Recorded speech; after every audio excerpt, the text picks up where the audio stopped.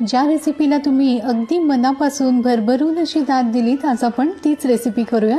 तुमच्या माझ्या सगळ्यांच्याच आवडीचा असा बेसनाचा पोळा. आता पोळा म्हणा किंवा बेसनाची पोळी, जे तुम्ही म्हणाल ते, पण आमच्याकडे मात्र बेसनाचा पोळाच म्हणतात. अगदी आयत्या वेळेला झटकीपट करता येईल असा हा पदार्थ, त्यामुळे तयारी अशी काहीच नाही. कांदा, कोथिंबीर, मिरची छान बारीक अशी चिरून घेतली. एक मोठा कांदा छान बारीक असा चिरून घेतलाय.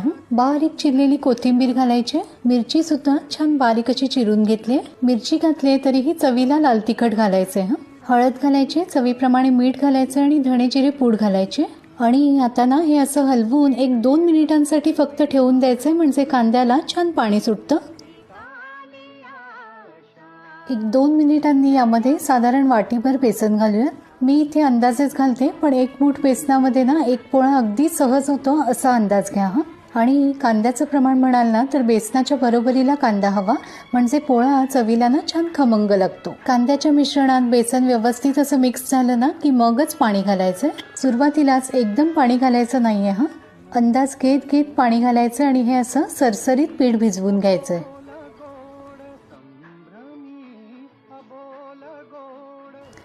बघा, माझ्या हातावरून पीठ अगदी सहज सरकतंय. ही अशी कन्सिस्टन्सी हवी. एकीकडे मी तवाही तापायला ठेवलाय. पटकन पोळा घालूया.